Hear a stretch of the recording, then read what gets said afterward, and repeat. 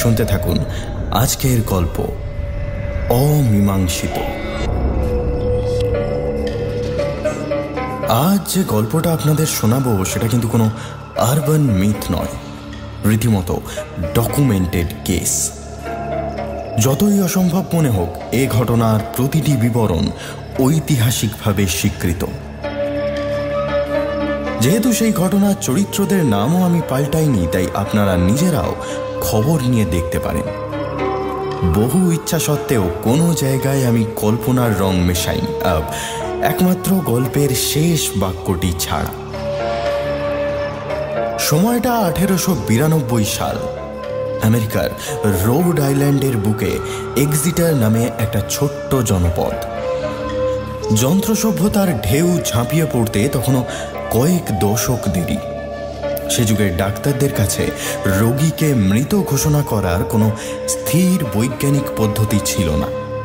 ফলস্বরূপ মৃত্যুর পর মাটির তলায় কফিনের ভিতরে জেগে ওঠা ছিল সে যুগের সব থেকে বড় ভয়।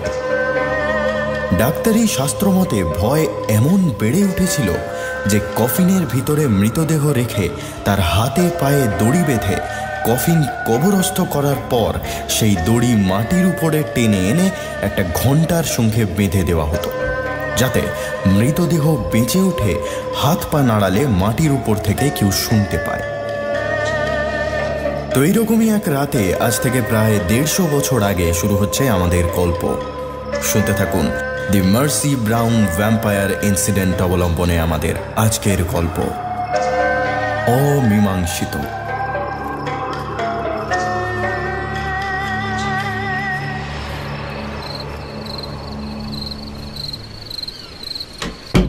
ফিউনারেল সেরে ফিরে আর দাঁড়াতে পারলেন না ডাক্তার মরিস। চেয়ারটা ফাঁকা পড়ে আছে। কাল সকালেই ওই চেয়ারেই বসেছিল রবার্ট। ভালো করে কথা বলতে পারছিল না, শরীরটা ফ্যাকাশে হয়ে যাচ্ছিল তার। মরিস চেষ্টা করেছিলেন তার রোগ নির্ণয় করতে, কিন্তু কিছুতেই এমন ফ্যাকাশে হয়ে যাওয়ার কারণ উদ্ধার করতে পারেননি। পরীক্ষা করতে গিয়ে একটা কথা বারবার মনে হয়েছে, কেউ যেন একটা অদৃশ্য সিরিঞ্জ দিয়ে টেনে বার করে নিচ্ছে রবার্টের রক্ত দিনের পর দিন। আর কিছুদিন গেলেই তার শরীর একেবারে রক্ত শূন্য হয়ে পড়বে, অথচ সিরিঞ্জের কোনো দাগ নেই, বা থাকলেও সেটা ডাক্তার মরিসের চোখে পড়েনি। আজ রাতে রবার্ট মারা গেছে। তার ফিউনারেলে ডাক্তার নিজে গিয়েছিলেন। মরার আগে নাকি রক্ত বমি করছিল রবার্ট, শ্বাস আটকে যাচ্ছিল বারবার, শরীরটা শুকিয়ে দড়ির মতো পাকিয়ে গেছিল। সকাল থেকেই হুঁশ ছিল না। সন্ধে নাগাদ নাগাড়ে রক্ত বমি করার পর শরীর নেতিয়ে পড়ে। চেয়ারের দিক থেকে মুখ ফিরিয়ে নিলেন ডাক্তার। রবার্ট একা নয়। গত 6 মাসে ডাক্তার মরিসের জানাশোনার মধ্যে অন্তত 20 জন ঠিক এইভাবেই মারা গেছে। রোগের সমস্ত লক্ষণ একই, একটু একটু করে রক্ত শূন্য হয়ে শরীর শুকিয়ে যাওয়া। কোনো কারণ নেই, কোনো ওষুধ নেই, শুধু দূর থেকে দাঁড়িয়ে একটা মানুষকে মৃত্যুর কোলে ঢলে পড়তে দেখা ছাড়া উপায় নেই কিছু। লোকজনের মুখে মুখে রোগটার একটা নাম রটেছে, কনজামশন, যার বাংলা করলে দাঁড়ায় ভক্ষণ। রোগীর শরীরটা 3 দিন যেন খেয়ে নিচ্ছে কেউ। তবে এসব নিয়ে চিন্তা হচ্ছে না ডাক্তারের। পৃথিবীতে এমন অনেক রোগ আছে যার কারণ এখনো অজানা। হয়তো কিছুদিন পরে তার রহস্য উদ্ঘাটিত হবে। কিন্তু রবার্টের সৎকার সেরে ফেরার পথে একটা খবর কানে এসেছে তার, সেটাই ভাবিয়ে তুলেছে। ডাক্তারের চিন্তাভাবনায় বাধা পড়ল। দরজায় কড়া নাড়ছে কেউ। অন্ধকারের মধ্যেই টেবিলে রাখা টাইম পিসটায় সময় দেখলেন মরিস। এত রাতে কে আসতে পারে? নতুন কোনো রোগী? না, তেমন হলে আজ রাতেই ভাগিয়ে দেবেন।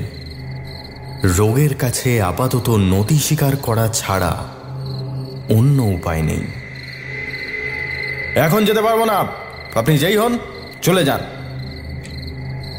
ওপাশ থেকে টোকার শব্দ থেমে গেল, বদলে একটা ভারী গলার স্বর ভেসে এলো। আমি রোগী নই ডাক্তার মরিস, আপনার দরকারই এসেছি। খটকা লাগলো মরিসের। এত রাতে খামকা একটা লোক তার দরকার মেটাতে তারই দরজায় হানা দেবে কেন? 7-5 না ভেবে উঠে পড়লেন মরিস। তারপর এগিয়ে গিয়ে চেম্বারের দরজাটা খুলে দিলেন। দরজার বাইরে একটা ছোট হ্যারিকেন জ্বলছিল। তার আলোয় দেখতে পেলেন ভারী চেহারার একটা লোক দাঁড়িয়ে আছে সেখানে। মুখে বেশ কয়েকটা কাটা ছেঁড়া দাগ, গায়ে একটা পুরনো রংচটা ওভারকোট, বেশ উস্কো খুস্কো চেহারা। ডাক্তারকে দেখে লোকটা একটা হাত তুলে কিছু বোঝানোর চেষ্টা করল, তারপর হাত নামিয়ে নিয়ে বলল, এক গ্লাস জল দেবেন, আমার খুব জল তেষ্টা পেয়েছে। দরজা ছেড়ে ভিতরে ঢুকে এলেন মরিস। তারপর কুঁজো থেকে গড়িয়ে মাটির বাটিতে খানিকটা জল রাখলেন টেবিলে। লোকটা এতক্ষণে চেয়ারে এসে বসে পড়েছে। পিছনের দরজাটা আঁটসাঁট করে বন্ধ। জলটা এক নিঃশ্বাসেই গলায় ঢেলে নিল সে। তারপর উজ্জ্বল দুটো চোখ তুলে তাকালো ডাক্তারের দিকে। ক্লান্ত ধরা গলায় বলল, ইভান, আমার নাম ইভান লক। নামটা আগে শোনেননি ডাক্তার। তিনি মুখ দিয়ে একটা শব্দ করে উল্টো দিকে চেয়ারটা এসে বসে পড়লেন। ঘরের এক কোণে একটা টিমটিমে আলো। লোকটা ঘরে ঢোকার পর ভিতরের অন্ধকার একটু ফিকে হয়েছে। আমি কদিন আগেই আপনার সঙ্গে যোগাযোগ করব ভেবেছিলাম, কিন্তু সাহস হয়নি। একটু থেমে দম নিয়ে লোকটা আবার বলল, সত্যি কথা বলতে কি, আজকের আগে কথাগুলো আপনাকে বললে আপনি আমাকে শোনা মাত্র হয়তো তাড়িয়ে দিতেন। কি কথা? তেমন আগ্রহ দেখালেন না মরিস। বলছি, সেসব বলতেই তো আশা। ইভান একবার মুখ ঘুরিয়ে চারপাশটা দেখে নিল, তারপর গলা নামিয়ে বলল, কনজামশনের ব্যাপারে আপনি এখনো কিছু ধারণা করতে পারেননি, তাই তো? মরিস একটু অস্বস্তি বোধ করলেন। এই কনজামশন নামটা নিয়েও আপত্তি ছিল তার, কিন্তু ব্যাপারটা নিয়ে কুসংস্কার এত বেশি রটেছে যে নামটা একেবারে মড়কের মতো ছড়িয়ে পড়েছে চারিদিকে। একটু ভেবেচিন্তে বললেন, আমার হাতে আর ক্ষমতা কতটুকু বলুন? হতে পারে এটা কোনো নতুন ধরনের রোগ। এখনো ওষুধ আমাদের হাতে নেই, কয়েক বছরের মধ্যেই হয়তো হবে না। ওষুধ কিচ্ছু আবিষ্কার হবে না। আর এই রোগটাও নতুন কিছু নয়, কয়েক সহস্র বছর ধরেই বেঁচে আছে এরা। এরা? জিজ্ঞাসু চোখে ইভেনের দিকে তাকালেন মরিস। টেবিলের উপরে ঝুঁকে পড়ে আরও খানিকটা এগিয়ে এলো ইভান। গড়গড়ে গলায় বলল, আজ রবার্টের মৃতদেহটা দেখার পরেও কি আপনার মনে হচ্ছে এটা কোনো সাধারণ রক্তের রোগ? আপনি তো অনেক দিন ধরে ডাক্তারি করছেন, অকারণে এমন রক্তশূন্য হয়ে যাওয়া আগে দেখেছেন কখনো? একটু পিছিয়ে এসে মাথা নামিয়ে নিলেন মরিস। আমি দেখেছি, একবার নয়, আমার এই 44 বছরের জীবনে বেশ কয়েকবার। আর প্রতিবারই কারোর না কারোর বাধায় আমি সফল হতে পারিনি। কিন্তু এবার সব প্রমাণ আমি পেয়েছি। এবার আর সে পালাতে পারবে না। কার কথা বলছেন? কে পালাবে? কথাটার আর উত্তর দিল না ইভান। একটু পিছিয়ে গিয়ে বলল, রবার্টের সৎকার সেরে ফেরার পথে জর্জ ব্রাউন আপনাকে জরুরি তলব করে তার বাড়িতে ধরে নিয়ে যায়। সেখানে গিয়ে ঠিক কি দেখেন আপনি? এবার ডাক্তার একটু রেগে যান, কড়া গলায় বলেন, আপনি আমাকে ফলো করছিলেন নাকি? আগে হ্যাঁ, প্রায় সপ্তাহখানেক হলো করছি। তবে আপনার তাতে লাভই হয়েছে। না, আপনি কি বলছেন আমি কিছুই বুঝতে পারছি না। রোগের ব্যাপারে যদি কিছু জেনে থাকেন তো বলুন, না হলে নিজের পথ দেখুন। শেষ কথাগুলো বলতে গিয়ে ডাক্তারের গলার স্বর খাটো হয়ে এলো। আজ সত্যি জর্জ ব্রাউন একরকম জোর করেই ধরে নিয়ে গেছিলেন মরিসকে। খুব নাকি জরুরি দরকার, তক্ষুনি না গেলেই নয়। জর্জ ব্রাউন এই এক্সিটার শহরেরই বাসিন্দা। মরিসের সঙ্গে বহু দিনের খাতির।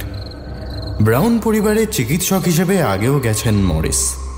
এই পরিবারটির এখানে বেশ নাম ডাক আছে। জর্জ ব্রাউন নির্বিবাদী লোক, কিন্তু সেখানে গিয়ে ঠিক ये तो बेस्ट सेलर है ना, कैसी है? কি দেখেছেন সেটাও কি জানে ইভান? ব্রাউন পরিবারের বড় ছেলে এডউইনকেও রোগে ধরেছে। তার শরীর থেকেও রক্ত শুষে নিচ্ছে কেউ, তাই তো? ফ্যাঁস ফ্যাঁসে স্বরে কথাগুলো বলল ইভান। মরিসের মুখ ঝুলে এলো। এ কথাটা পরিবারের লোক আর ডাক্তার ছাড়া আর কারও জানার কথা নয়। এখনো রোগের তেমন লক্ষণ ধরা পড়েনি। এডুইনের ওজন 1 সপ্তাহ আগে ছিল 70-এর কাছাকাছি, এখন সেটা এসে দাঁড়িয়েছে 58-তে। এর মধ্যে কয়েকবার কাশতে গিয়ে মুখ দিয়ে রক্ত এসেছে তার। এর বেশি আর কিচ্ছু দেখে বোঝার উপায় নেই। আপনি এসব জানলেন কি করে? জানি ঠিক বলবো না, তবে ব্রাউন পরিবারের অতীত ইতিহাস জানলে আপনিও ওটুকু ধারণা করতে পারবেন। কিরকম ইতিহাস? গল্প বলার ছলে গলাটা একটু ভারী করে নেয় ইভান। তারপর মাথার ভিতরে ঘটনাটা গোছাতে গোছাতে বলে, জর্জ ব্রাউনের স্ত্রী অর্থাৎ মেরি এই প্রথমে এই এক্সিটারে এসে ওই বাড়িটায় থাকতে শুরু করেন। একা থাকতে চাননি বলে তার এক কাজিন নাতালিকে নিয়ে আসেন। তো 2 বোন মিলে ভালোই সাজিয়েছিলেন বাড়িটা। একদিন একটা দুর্ঘটনা ঘটে গেল। উল বুনতে বুনতে হঠাৎ মাটিতে পড়ে গেল নাটালি। তার ঠোঁটের কোণ ভিজে উঠল, শ্বাস প্রশ্বাস মৃদু হয়ে এলো এবং ঘণ্টাখানেকের মধ্যে সে মারা গেল। ডাক্তার তাকে মৃত ঘোষণা করলেন ও সেদিনই রাতে তাকে কবর দেওয়া হল। মৃত্যুর কারণ কিন্তু অজানাই থেকে গেল। এর বেশ কিছুদিন পরে একদিন রাতে ঘুমিয়ে মেরি এক ভয়াবহ স্বপ্ন দেখলেন। তিনি দেখলেন যে 6 ফুট মাটির তলায় কফিনে শুয়ে ছটফট করছে নাতালি। মৃত্যু থেকে হঠাৎ জেগে উঠেছে সে। ঘুম ভেঙে যেতে পরদিনই লোকজন নিয়ে মাটি খুঁড়িয়ে নাতালির কফিন তুলে আনলেন মেরি। কফিনের ঢাকনা খুলতেই এক নারকীয় দৃশ্য দেখা গেল। নাতালির সমস্ত দেহ রক্তে ভেসে যাচ্ছে। চোখের কোল দিয়ে গড়িয়ে আসছে রক্ত, পাতা খোলা। হাতের আঙুলগুলো কফিনের ঢাকনার দিকে বাড়ানো। ঈগলের পায়ের মতো বেঁকে আছে সেগুলো। বোঝা যায় সেদিন মারা যায়নি নাতালি, অথচ ডাক্তার তাকে মৃত ঘোষণা করেছিল। তো ব্যাপারটা ভয়াবহ, কিন্তু তার বেশি তো কিছু না। হাত উল্টে প্রশ্ন করলেন ডাক্তার মরিস। এরপর থেকেই এই বংশের প্রায় সবাই এই অদ্ভুত রোগেই মারা যেতে শুরু করে। কয়েক বছর পর 1883-তে মেরি 3 ছেলে মেয়েকে রেখে মুখে রক্ত উঠে মারা যান। 2 বছর পর বড় মেয়ে মেরি অলিভ এবং হালে এই 2 মাস আগে অর্থাৎ জানুয়ারিতে মারা যায় ছোট মেয়ে মার্সি ব্রাউন। চেয়ার ছেড়ে এবার উঠে পড়ে ইভান, তারপর একইভাবে বলে যেতে থাকে, আচ্ছা, এই এডুইনের সদ্যমৃত বোন মার্সি, তাকে চিনতেন আপনি? দুপাশে মাথা নাড়েন ডাক্তার। চেনা টেনা তো দূরের কথা, তাকে 12 দিনেকের বেশি দেখিও নি আমি। কেন? সে খুব একটা বাইরে বেরোতো না, বাড়িরই একটা ঘরে বন্দি হয়ে থাকতো। জানুয়ারিতেই তো মারা গেল মেয়েটি। এখন মার্চ, তাহলে কত মাস হলো? ডাক্তারের দিকে ঘুরে প্রশ্নটা করেছে ইভান। একটু ইতস্তত করে ডাক্তার বললেন, 2 মাস। আর এই রোগটা কবে থেকে শুরু হয়েছে? উত্তরটা দিতে গিয়েও একটু থমকালেন ডাক্তার। মুখের সামনে একবার হাত চালিয়ে নিয়ে বললেন, তোর এই রোগের সাথে তার কি সম্পর্ক? মার্সি ব্রাউন ঠিক কিভাবে মারা গেছিল জানেন আপনি? না। অথচ আপনার জানার কথা। এখানে ডাক্তারদের মধ্যে আপনারই হদ যশ আছে বেশি।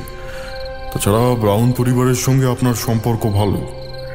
মার্সি ব্রাউন যদি স্বাভাবিক কোনো রোগে ভুগে মারা যেত তাহলে আপনারই আগে তলব হওয়া উচিত ছিল না? এই কথাটা আগেও ডাক্তারের মাথায় এসেছিল। মেয়েটা মারা যাওয়ার সময় একবারও খবর দেওয়া হয়নি তাকে। এমনকি রাতারাতি তাকে সমাধিস্থ করা হয়। পরিবারের ভিতরের লোক ও একজন প্রিস্ট ছাড়া কাউকে মৃতদেহ সৎকারের ব্যাপারে প্রথমে কিচ্ছু জানানো হয়নি। এমনকি আলাদা করে মাটির তলায় কবর দেওয়া হয়নি তাকে। কবরস্থানে লাগোয়া একটা ছোট 8চালা পারিবারিক সমাধি ঘরে একটা ছোট ক্রিপ্টের মধ্যে সমাধিস্থ করা হয় তাকে। তারপর সেই ঘরের দরজা সিল করে দেওয়া হয়। সেটা ওদের ব্যক্তিগত ব্যাপার, আমার তাতে কি বলার থাকতে পারে? না, বলার কিছুই নেই, কিন্তু একটু ভেবে দেখুন আমাদের হাতে কি থাকলো তাহলে। একটা বছর 22-এর মেয়ে যাকে আশপাশের লোকজনের সাথে মিশতে এমনকি বাড়ি থেকে বেরোতে দেওয়া হয় না, সে কিছু একটা কারণে বিছানায় শুয়েই মারা যায়, যদিও শুশ্রূষার জন্য কোনো ডাক্তারকে ডাকা হয় না। এবং তাকে সমাধিস্থ করার পর থেকেই এলাকায় এক অচেনা রোগের মড়ক লাগে। কেউ যেন একটু একটু করে সবার রক্ত শুষে মেরে ফেলছে। সব কিছু গিয়ে কোথাও একটা মিলে যাচ্ছে না? বিরক্ত হন ডাক্তার। এইসব আজগুবি কথা শোনাবার জন্য তাহলে উপস্থিত হয়েছে লোকটা। ওহ, তার মানে আপনি বলছেন মার্সি ব্রাউন ভ্যাম্পায়ার হয়ে গ্রামের লোকজনের এমনকি তার ভাইয়ের রক্ত চুষে বেড়াচ্ছে? আগে না, ভ্যাম্পায়ার নয়, আনডেড। ব্রাউন পরিবারের কোনো কোনো সদস্য মৃত্যুর পরেও বিশেষ ক্ষমতায় জেগে উঠতে পারে। কফিনের মধ্যে তাদের বেঁচে থাকতে গেলে জীবিত মানুষের রক্তের দরকার পড়ে। যার শরীরের দিকে তার দৃষ্টি পড়ে সে একটু একটু করে রক্ত বমি করতে শুরু করে। আমার মনে হয় কফিনের ভিতরে জেগে উঠে একটু একটু করে এডুইনের রক্ত শুষে নিচ্ছে তার 2 মাস আগে মৃত বোন মার্সি ব্রাউন। মরিস একটা ব্যঙ্গাত্মক হাসি হাসলেন, বললেন, এর থেকে ভ্যাম্পায়ারের ব্যাপারটা বোঝানো আরেকটু সহজ হতো। আপনি আমার কথাটা বুঝতে পারছেন না ডাক্তারবাবু। আমি কিছু ঘোষণা করতে বা আপনাকে কিছু বোঝাতে আসিনি। কয়েকটা অমীমাংসিত প্রশ্ন ঘোট পাকিয়ে আমার মনে একটা সন্দেহ সৃষ্টি করেছে। আপনি বিজ্ঞান পড়া শিক্ষিত মানুষ, এসব কথা মাথায় এলে সেগুলোকে পাত্তা দেওয়ার লোক আপনি নন। তবে আমার মনে হয় মার্সি ব্রাউনের মৃত্যু হয়নি। তার শরীর ক্রিপ্টের ভিতর ঢুকেছে ঠিকই, কিন্তু সে এখনো জীবিত, এবং তার জীবিত থাকার জন্য চাই রক্ত। আপনি কার কংসলের নাম শুনেছেন? সেটা কি? কার কংসলের কথা সাধারণত প্রাচীন কিছু পৌরাণিক বইতে পাওয়া যায়, অনেকটা ওয়্যারউলফ জাতীয়। মৃত্যুর পরেও এরা মৃতদেহকে জাগিয়ে। হ্যাঁ, আপনি কোনো তান্ত্রিকের সাথে দেখা করুন, আমি আপনার এইসব ফালতু কথায় বিশ্বাস করছি না। আমি আপনাকে বলছি না বিশ্বাস করতে। গলাটা আরো শান্ত করে ইভান। আমি শুধু একবার খতিয়ে দেখতে বলছি। যদি সত্যি তেমন কিছু না থাকে আমি এই এলাকা ছেড়ে চলে যাব। আপনার যা খুশি আপনি তারপর করতে পারেন। কি খতিয়ে দেখার কথা বলছেন আপনি? মার্সি ব্রাউনের দেহ। হিস হিসে গলায় বলে ইভান। প্রায় 2 মাস হলো তার মৃত্যু হয়েছে। এতদিনে পচন ধরে যাওয়ার কথা। আমরা তার সমাধিতে ঢুকে তার মৃতদেহ পরীক্ষা করে দেখব। যদি দেখা যায় আর 5টা স্বাভাবিক মৃতদেহের সাথে তার কোনো তফাৎ নেই, তাহলে বোঝা যাবে এই রোগটা আর 5টা স্বাভাবিক রোগের মতোই। মানে আপনি সমাধি ঘরে ঢুকবেন? শুধু আমি নয়, আপনিও। আমি? ডাক্তার তোতলাতে লাগলেন। আমি কি করতে পারি এখানে? মৃত্যুর 2 মাস পরে একটা মৃতদেহ ঠিক কি অবস্থায় থাকতে পারে সেটা আপনার থেকে ভালো কেউ জানে না। দেহ পরীক্ষা করে আপনি যদি বলেন তাতে অস্বাভাবিক কিচ্ছু নেই, তাহলে আমি সেটা মেনে নিতে বাধ্য থাকব। না না, এসব ছেলে মানুষই আমার পক্ষে সম্ভব নয়। কেন সম্ভব নয়? ভেবে দেখুন, এডুইন ব্রাউনের জীবন বাঁচানোর ভার আপনার উপরে দেওয়া হয়েছে। যে কোনো মূল্যে তাকে সারিয়ে তুলতেই হবে আপনাকে। এই অবস্থায় আপনার কিচ্ছু করার নেই, কারণ কোনো ওষুধ নেই আপনার কাছে। হাত গুটিয়ে নেওয়া ছাড়া কোনো উপায় নেই। বিজ্ঞান কি বলে? পরীক্ষা ছাড়া কোনো ধারণাকে আঁকড়ে না ধরতে। চলুন না, একটা পরীক্ষা করে দেখা যাক। কয়েক সেকেন্ড সময় নিয়ে ভাবলেন মরিস। তার কপালে বিন্দু বিন্দু ঘাম জমে উঠেছে। মুখের উপর কয়েকটা জটিল দুর্বোধ্য রেখা ফুটে উঠছে একটু একটু করে। ধীরে ধীরে বললেন, কিন্তু সমাধি ঘরের দরজা তো সিল করা, তাছাড়া সেটা খুলতে গেলে। ওটা নিয়ে কোনো চিন্তা নেই। আমি যে সমাধি ঘরের ভিতরে ঢুকবো সে কথা জর্জ ব্রাউনকে জানিয়ে তার থেকে সম্মতি নিয়েই আপনার কাছে এসেছি। ছেলের কথা ভেবে উনি আপত্তি করেননি। তবে খবরটা যত কম লোক জানাজানি হয় ততই ভালো। একটা দুর্বোধ্য দৃষ্টিতে আগন্তুকের দিকে তাকিয়েছিলেন মরিস। লোকটার আত্মপ্রত্যয় দেখে কয়েক সেকেন্ডের জন্য হলেও মনে হয় সত্যি সে যা বলছে সেটা ঠিকও হতে পারে। মার্সি ব্রাউনকে কয়েকবার তিনি নিজেও দেখেছেন। এমনিতে ছোটখাটো চেহারা, গায়ের রং ফ্যাকাশে, চোখ দুটো প্রায় সবসময় মাটির দিকে রেখে চলত। সত্যি কি সে মৃত্যুর পরে? আজ রাতেই কি তবে? না, আজ নয়। বাধা দিয়ে ওঠে ইভান। আজ আপনি ক্লান্ত। তাছাড়া মানসিক প্রস্তুতি বলেও একটা ব্যাপার থাকে। কাল রাত ঠিক 2টো নাগাদ আমি 2জন লোককে নিয়ে আসব। তারা সমাধি ঘরের দরজা অবধি যাবে, বাইরে থেকে পাহারা দেবে। আপনি আর আমি ভিতরে ঢুকব। কয়েক সেকেন্ড পরে উপরে নিচে মাথা দোলালেন ডাক্তার মরিস। তিনি জানেন সমাধি ঘরের ভিতরে মার্সি ব্রাউনের পচা গলা দেহ ছাড়া আর কিছুই পাওয়া যাবে না। কিন্তু তাও বিপরীত ভাবনাটা চেষ্টা করেও মাথা থেকে বের করতে পারছেন না তিনি। মুখ তুলে দেখলেন ঘর ফাঁকা। একটাও বাড়তি কথা খরচ না করে ঘর থেকে বেরিয়ে গেছে ইভান।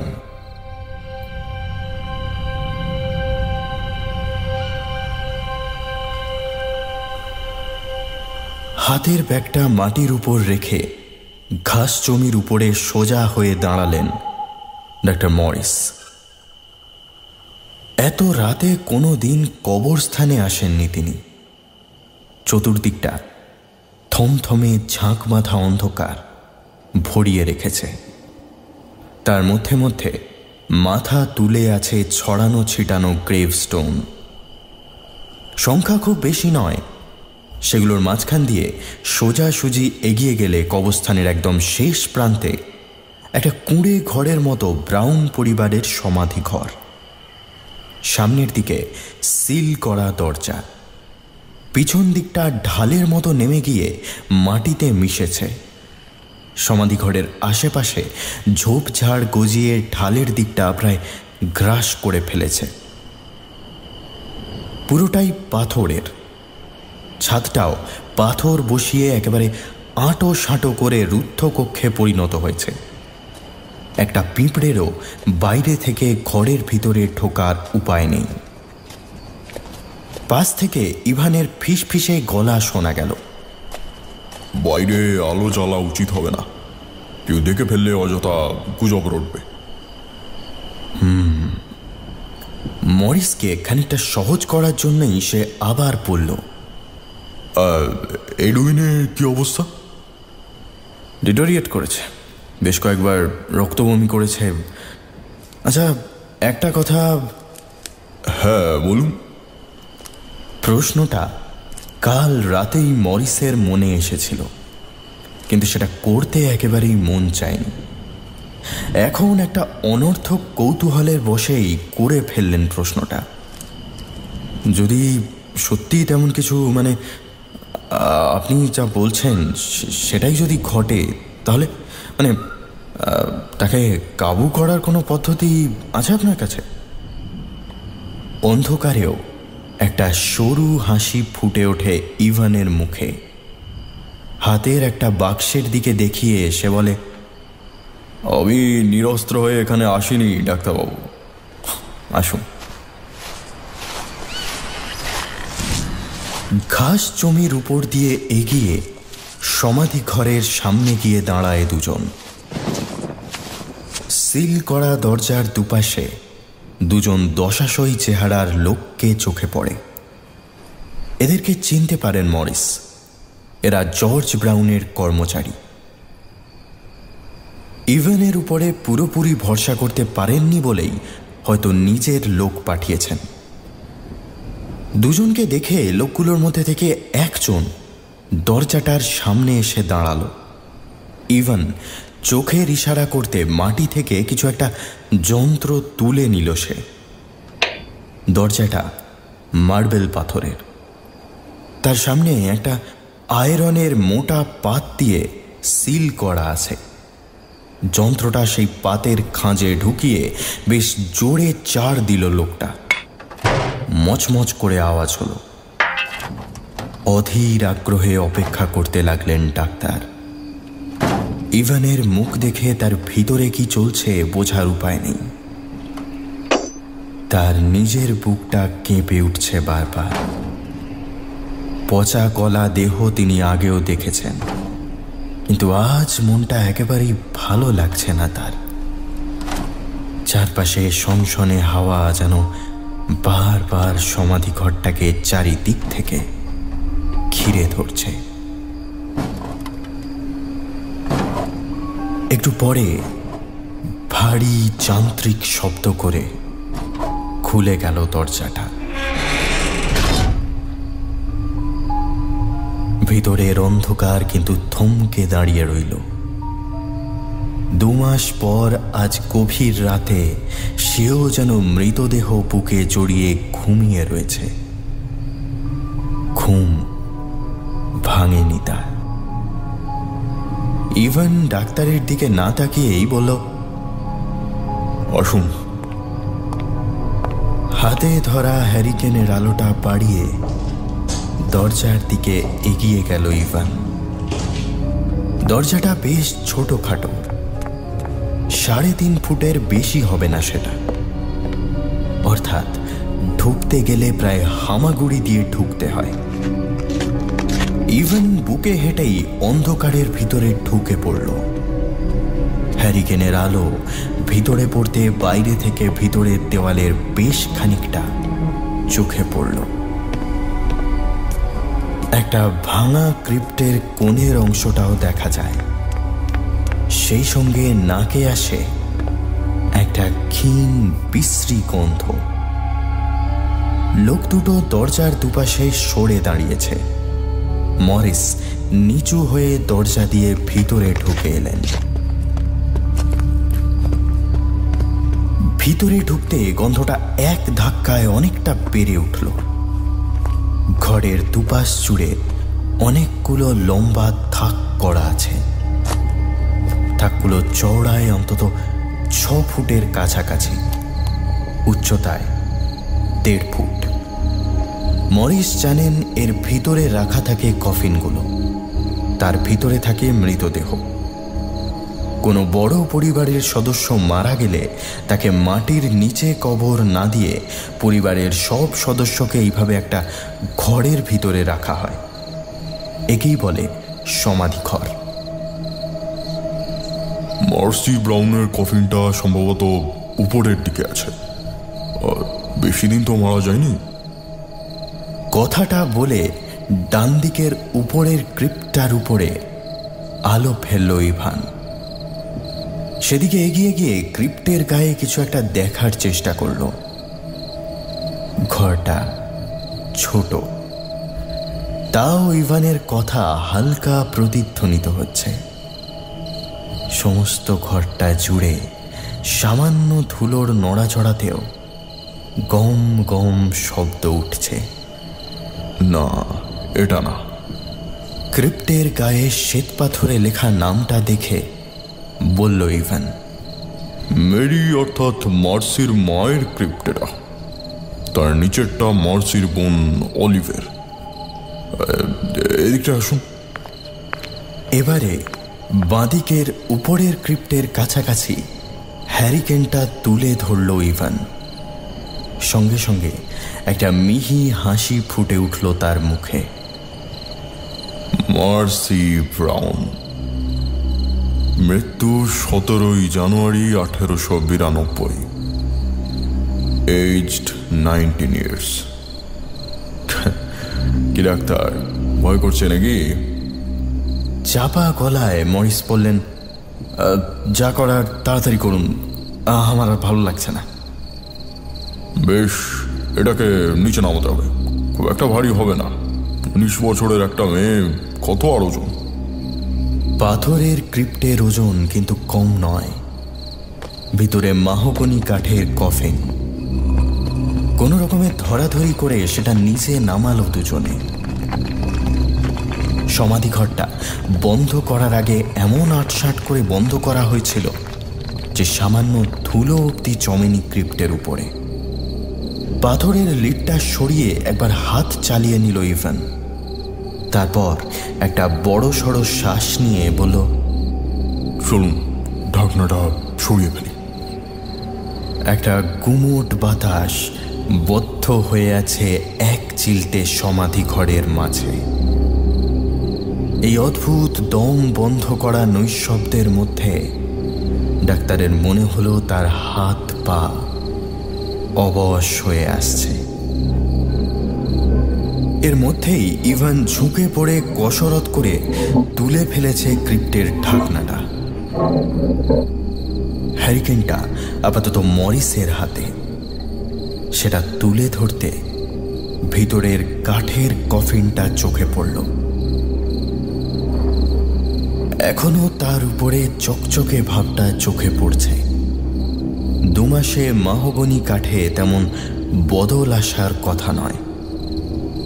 কফিনের চারপাশ জুড়ে একটা হালকা চাদর জড়ানো আছে। বেশ যত্ন নিয়ে সমাধিস্থ করা হয়েছিল মার্সি ব্রাউনকে, সেটা বোঝা যায়। আপনি তৈরি আছেন তো? হ্যারিকেনটা বাকি দুটো ক্রিপ্টের উপরে রেখে হাতের ছোট ব্রিফকেসটা তুলে ধরলেন ডাক্তার। সেদিক থেকে মুখ ফিরিয়ে 2 হাতে ধরে কাপড়টা সরিয়ে ফেলল ইভান। তারপর বুকের উপর একবার ক্রস এঁকে মনে মনে কিছু বিড়বিড় করতে করতে কফিনের ডালাটা লক থেকে খুলে একটু একটু করে তুলে ধরল।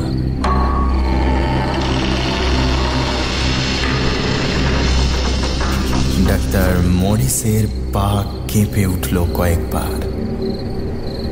ইভানের অজ্ঞাতে একটা ভয় এসে এতক্ষণে চেপে ধরেছে তাকে। 2 মাসের বাসি মৃতদেহ কফিন থেকে বের করলে যতটা পচা গলা দেহের গন্ধ আসার কথা তার কিছুই আসছে না। তবে কি দেহ সরিয়ে নিয়েছে কেউ ইতিমধ্যে? কিন্তু কফিনটা তাহলে এত ভারী হলো কেন? ক্রিপ্টের উপর থেকে হ্যারিকেনটা নিয়ে একটু একটু করে খোলা ডালার সামনে ধরল ইভান। আর সঙ্গে সঙ্গে তার মুখ দিয়ে একটা আতঙ্ক মিশ্রিত আর্তনাদ বেরিয়ে এলো। না, মৃতদেহ যেমন থাকার তেমনই আছে, আর সেটাই তার ভয়ের কারণ। ইভান ডাক্তার নয়, কিন্তু বাসি মৃতদেহ সে আগেও দেখেছে। একটা সাদা ফিনফিনে কাপড়ে জড়িয়ে রাখা আছে মার্সি ব্রাউনের দেহ। তার চোখের পাতা দুটো নিপুণভাবে বন্ধ। হ্যারিকেনের আলো তার চকচকে মুখের উপরে এসে পড়েছে। একবার দেখলে মনে হয় যেন এক্ষুনি জেগে উঠবে সে ঘুম থেকে। মৃত্যুর এতটুকু আঁচ লাগেনি সে মুখে। ডাক্তার! কাঁপা কাঁপা হাতে ডাক্তারের জামা খামচে ধরল ইভান। আমি বলেছিলাম। প্রাথমিক বিস্ময়টা এতক্ষণে কাটিয়ে উঠেছেন মরিস। এই মুহূর্তে তার চোখের সামনে যে দৃশ্যটা ঘটে চলেছে সেটা ডাক্তারি শাস্ত্র মতে অসম্ভব। মৃত্যুর মাত্র 3 দিন পর থেকে মানব শরীরে পচন ধরতে শুরু করে। চামড়া থেকে জল শুকিয়ে যায়, শিরায় শিরায় রক্ত চলাচল বন্ধ হয়ে যায়। হাঁটু গেড়ে মাটিতে বসে পড়ে ব্রিফকেস থেকে একটা স বের করে আনলেন ডাক্তার। ছুরির মতো দেখতে ধারালো অস্ত্রটা সবজে আলোয় চমকে উঠল। ইভানকে একটু সরে আসতে বলে সটা পেনের মতো ধরে সার্কোফেগাসের উপর ঝুঁকে পড়ে মার্সি ব্রাউনের উন্মুক্ত কাঁধের কাছে সেটা ঠেকালেন ডাক্তার। এর আগে বহু জীবিত মানুষের শরীর কাটা ছেঁড়া করেছেন তিনি, কিন্তু আজ একটা 2 মাসের বাসি মৃতদেহ কাটতে গিয়ে হাত কিছুতেই পোষ মানছে না। কোনো রকমে এক হাত দিয়ে আর একটা হাত ধরে কাঁধের কাছে একটু চাপ দিয়ে সটা টানলেন ডাক্তার মরিস। আর সঙ্গে সঙ্গে একটা তীব্র আর্তনাদ করে ছিটকে পিছিয়ে এলেন তিনি। হাত থেকে সটা ছিটকে পড়ল দূরে। ইভান লাফিয়ে এসে তাকে ধরার চেষ্টা করল। কি হয়েছে ডাক্তার? কম্পমান হাত তুলে কফিনের দিকটা দেখিয়ে দিলেন ডাক্তার মরিস। তার মুখটা এখন তীব্র আতঙ্কের ঝাপটায় বিকৃত হয়ে উঠেছে। ইভান আবার কফিনের উপর ঝুঁকে পড়ে লক্ষ্য করল মৃতদেহের কাঁধের কাছে ডাক্তার মরিসের ছুরির চাপে একটা লম্বা ক্ষত সৃষ্টি হয়েছে, আর সেখান থেকে ফিনকি দিয়ে বেরিয়ে আসছে তাজা লাল রক্ত। ঠিক জীবিত মানুষের শরীর কাটলে যেমন রক্ত বেরোয়। অসম্ভব, এ অসম্ভব, মৃতের শরীর থেকে এভাবে। বাকি কথাগুলো তার গলাতেই আটকে গেল। উঠে দাঁড়িয়ে দরজার দিকে ছুটতে যাচ্ছিলেন তিনি। ইভান তাকে থামিয়ে দিল। কঠিন স্বরে বলল, এভাবে পালালে হবে না ডাক্তার, আমরা এর শেষ থেকে ছাড়ব। কি করবে তুমি? তুমি তুমি ডাক্তার, মানুষের শরীরে হার্ট কোথায় থাকে জানো নিশ্চয়। হ্যাঁ জানি। ছুরিটা ধরো। আর ওর হার্টটা বের করে আনো। বজ্রের মতো কঠিন স্বর তার। কিন্তু কেন? যা বলছি করো, আর সময় নেই। মরিস বুঝলেন তার যুক্তি আর ডাক্তারি শাস্ত্রের হিসেব এতক্ষণে হার মেনেছে। অন্য কিছু করার অধিকার আর নেই তার। ছুরিটা চেপে ধরে আবার মৃতদেহের উপরে এসে সাদা চাদরটা সরিয়ে একটু একটু করে চামড়া কাটতে লাগলেন ডাক্তার। অবাক রক্তের ধারা বেরিয়ে এসে এতক্ষণে তার সমস্ত হাত ভিজিয়ে দিচ্ছে। গ্লাভস নিয়ে আসার দরকার মনে হয়নি আজ। মিনিট 10 পর ইভানের ব্যাগের ভিতর থেকে বের করে আনা মাটির পাত্রের উপর একটা রক্তাক্ত মাংসপিণ্ডকে রাখলেন মরিস। সঙ্গে সঙ্গে এক ধাক্কায় ডালাটা বন্ধ করে দিল ইভান। হৃৎপিণ্ড সহ পাত্রটা মাটিতে রেখে কিছু একটা তরল ঢালল তার উপরে। তারপর পকেট থেকে একটা লম্বা কাঠের দেশলাই বের করে সেই পাত্রে ফেলে দিল। সঙ্গে সঙ্গে দাউ দাউ করে জ্বলে উঠল হৃৎপিণ্ডটা। কি হবে এতে? ধরা অবসন্ন গলায় জিজ্ঞেস করলেন ডাক্তার। এডুইনের চিকিৎসা, তার রোগ সারানোর এই একটাই উপায় আছে। ডাক্তার আর কিছু বললেন না। এতক্ষণে জ্বলতে জ্বলতে নিভে গেছে আগুন। হৃৎপিণ্ডটা ছাইতে পরিণত হয়েছে। পাত্রটা মাটি থেকে তুলে নিয়ে ডাক্তারের দিকে এগিয়ে দিয়ে ইভান বলল, বাকি কাজটা আর আমার নয়, তোমার। এই ছাইটা জলে মিশিয়ে এডুইনকে খাইয়ে দিতে হবে। আশা করি তারপর থেকেই একটু একটু করে উন্নতি হবে তার। একটু পরে ঘরের ভিতর থেকে বেরিয়ে এলো দুজনে। বাইরের দুজন লোক একবার জিজ্ঞাসু চোখে ওদের মুখের দিকে তাকিয়ে আবার দরজা বন্ধ করার দিকে মন দিল। বাইরের খোলা হাওয়ায় একবার বুক ভরে নিঃশ্বাস নিলেন মরিস। তারপর ঘাড় ঘুরিয়ে জিজ্ঞেস করলেন,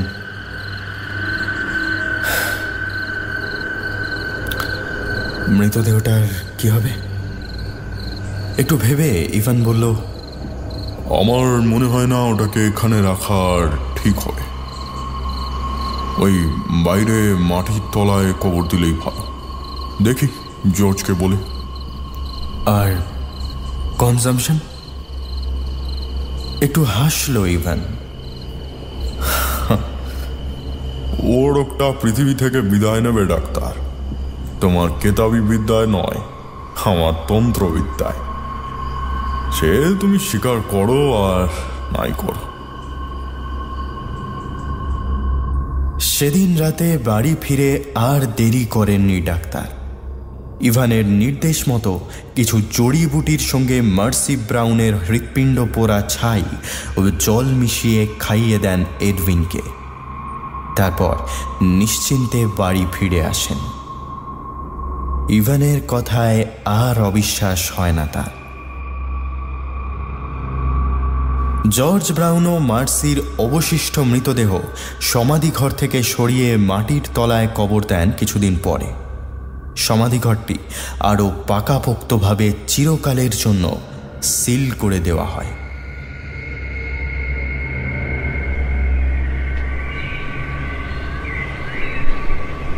ঘটনার 2 মাস পরের এক সকাল হাঁটতে বেরিয়েছিলেন ডাক্তার মরিস।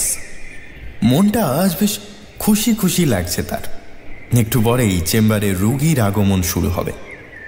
আপাতত ওষুধপত্র গোছানোর তোড়জোড় করছিলেন তিনি।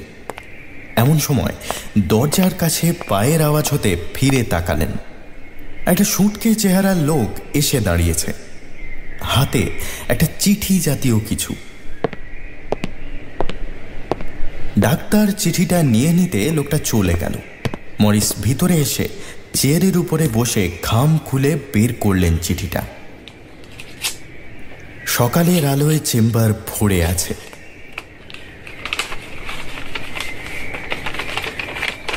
চিঠিটা পাঠিয়েছেন জর্জ ব্রাউন। কোনো সম্ভাষণ নেই, অল্প কয়েকটা কথা লেখা আছে তাতে। কথাগুলো পড়তেই ডাক্তারের হাত থেকে খসে পড়ল চিঠিটা। মুখের সমস্ত মাংসপেশি কুঁচকে গেল তার।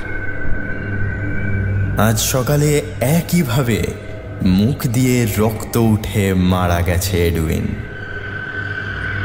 কিন্তু তা কি করে সম্ভব? মার্সি ব্রাউনের হৃৎপিণ্ড তো। তবে কি অন্য কেউ ওই সমাধি ঘরে বাকি ক্রিপ্টগুলোর মধ্যে?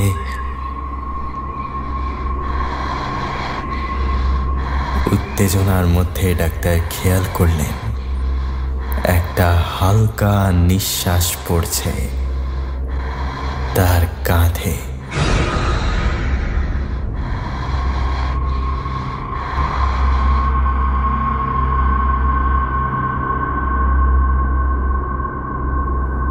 1882 নাগাদ রবার্ট কচ নামে এক বিজ্ঞানী গবাদি পশুদের মধ্যে এক বিশেষ রোগের টিকা আবিষ্কার করেন ও রোগের নামকরণ করেন। কিন্তু মানুষের শরীরেও একই রোগ হতে পারে তা তিনি বিশ্বাস করেননি। মার্সি ব্রাউন ভ্যাম্পায়ার ইনসিডেন্টের 14 বছর পর 1906 সালে অ্যালবার্ট ক্যালমেট ও ক্যামিল গুয়েরিন নামে দুজন বিজ্ঞানী গবাদি পশুর জীবাণু থেকেই এ রোগের টিকা আবিষ্কার করেন ও নাম দেন ব্যাসিলি ক্যালমেট গুয়েরিন ভ্যাকসিন বা BCG। ততদিন মারণ রোগ কনজামশন ইউরোপের প্রতি 4টি মৃত্যুর একটির কারণ হতো। John Keats, Jane Austen, Frederic Chopin থেকে শুরু করে কবি সুকান্ত ভট্টাচার্যের প্রাণ অকালে ছিনিয়ে নিয়েছে। হৃৎপিণ্ড পোড়া ছাই খেয়ে নয়, BCG ভ্যাকসিনই একটু একটু করে পৃথিবী থেকে সরিয়ে দেয় কনজামশন রোগকে, যার বর্তমান নাম টিউবারকিউলোসিস। তবে 1892 সালে রোড আইল্যান্ডের এক্সিটারের সমাধিঘরে মার্সি ব্রাউনের শরীর কেন 2 মাস পরেও জীবিত শরীরের মতো রয়ে গিয়েছিল তা আজও অমীমাংসিত রয়ে গেছে। আপনারা চাইলে যে কোনো দিন গিয়ে দেখে আসতে পারেন মার্সি ব্রাউনের গ্রেভস্টোন ও সেই পরিত্যক্ত সিল করা সমাধি। শুনছিলেন মার্সি ব্রাউন ভ্যাম্পায়ার ইনসিডেন্ট অবলম্বনে অমীমাংসিত। সবাই ভালো থাকবেন। শুভরাত্রি।